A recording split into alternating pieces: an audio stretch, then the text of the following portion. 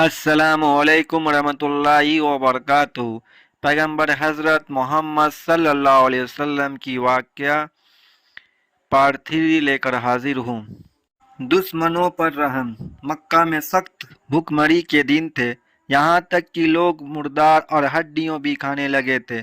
ابو سفیان بن حرب جو ان دنوں سخت دشمن تھا، نبی صلی اللہ علیہ وسلم کی خدمت میں آیا اور کہا، محمد صلی اللہ علیہ وسلم آپ تو صلہ رحیم رشتوں کو جوڑنا کرتے ہیں اور اس کی تعلیم دیتے ہیں، دیکھیے آپ کی قوم ہلاک ہو رہی ہے، خدا سے دعا کیجیے۔ نبی نے دعا فرمائی تو اس کے بعد خوب بارش ہوئی۔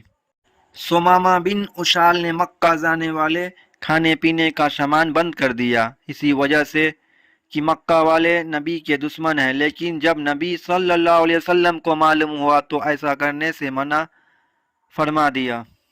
سخاوت۔ مانگنے والے کو کبھی خالی ہاتھ نہ لوٹاتے، اگر کچھ بھی دینے کو نہ ہوتا تو مانگنے والے سے ایسے عذر کرتے جیسے کہ معافی مانگ رہے ہو۔ فرمایا کرتے، اگر کوئی شخص قرض کی حالت میں مر جائے اور آپ نے پیچھے کوئی مال نہ چھوڑے تو ہم اسے ادا کریں گے، اور اگر کوئی مال چھوڑ کر مرے تو وہ وارث کا حق ہے۔ معاف کرنا۔ حضرت عائشہ رضی اللہ عنہ فرماتی ہے کہ خود اپنے پر کیے گئے ظلم کا بدلہ نبی صلی اللہ علیہ وسلم نے کبھی نہیں لیا۔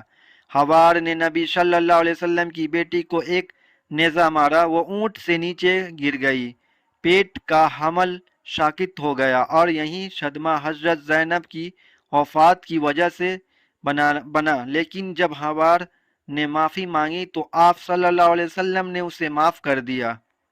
قیدیوں کی خبر گیری۔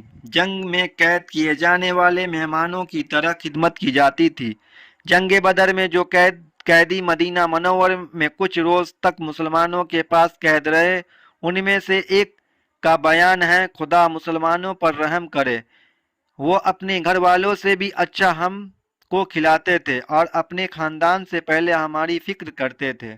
عام طور پر جب قیدی قید ہو کر آتے تھے تو نبی صلی اللہ علیہ وسلم سب سے پہلے ان کے لباس کی فکر کیا کرتے تھے۔ تجارت ویوسائے کا آرمبھ۔ 12 سال کی عمر میں آپ صلی اللہ علیہ وسلم نے اپنا پہلا تجارتی سفر آرمبھ کیا، جب چچا ابو طالب اپنے ساتھ شام کے تجارتی سفر پر لے گئے۔ اس کے بعد اپنے سمے یہ سلسلہ جاری رکھا۔ حضرت خدیجہ کا مال بیچنے کے لیے شام لے گئے تو بہت زیادہ لابھ ہوا۔ آس پاس کے بازاروں میں بھی مال خریدنے اور بیچنے جاتے تھے۔ خدیجہ رضی اللہ تعالی عنہ سے نکاح۔ ایک بار حضرت خدیجہ نے آپ کو مال دے کر شام سریا کنٹری بھیجا اور ساتھ میں اپنے غلام میسرہ کو بھی لگا دیا۔ اللہ کے فضل سے تجارت میں خوب منافع ہوا۔ میسرہ نے بھی آپ کی ایمانداری اور اچھے اخلاق کی بڑی پرشنسا کی۔ اس سے پربھاوت ہو کر حضرت خدیجہ نے خود ہی نکاح کا پیغام بھیجا۔ اپنے چچا ابو طالب سے ذکر کیا تو انہوں نے انومتی دے دی۔ آپ کے چچا حضرت حمزہ نے خدیجہ کے چچا عمر بن سعد سے رسول صلی اللہ علیہ وسلم کے بڑے کی حیثیت سے بات چیت کی اور 20 اونٹنی مہر نکاح کے وقت عورت یا پتنی کو دے دی جانے والی راشی یا جو آپ کی حیثیت میں ہو، پر چچا ابو طالب نے نکاح پڑھا۔ حضرت خدیجہ رضی اللہ تعالی عنہ کا یہ تیسرا نکاح تھا۔ پہلا نکاح عتیق نامی شخص سے ہوا تھا جن سے 3 بچے ہوئے۔ ان کے انتقال دیہانت کے بعد ابو حلا سے ہوا تھا، پھر ان کا بھی انتقال ہوا۔ آخری میں حضرت خدیجہ رضی اللہ تعالی کا نکاح آپ صلی اللہ علیہ وسلم سے ہوا اور آپ کو امہات المومنین یعنی امت کی ماں کا شرف حاصل ہوا۔ نکاح کے سمے آپ صلی اللہ علیہ وسلم کی آیو 25 ورष اور خدیجہ کی عمر 40 ورष تھی۔ غار ہیرا میں عبادت۔ حضرت خدیجہ سے شادی کے بعد آپ گھریلو معاملوں سے بے فکر ہو گئے، پانی اور ستو ساتھ لے جاتے اور ہیرا پہاڑی کے غار گفا میں 3 دن رات عبادت میں لگے رہتے۔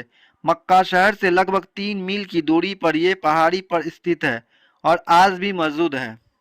حضرت خدیجہ بہت مالدار تھی، اس لیے آپ کی گوشہ نشانی کام عبادت زندگی میں کبھی دخل نہیں دیا اور نہ ہی تجارت کا کاروبار دیکھنے پر مجبور کیا، بلکہ زیادہ راستے کے لیے کھانا تیار کر کے ان کو سہولت فرماتی تھی۔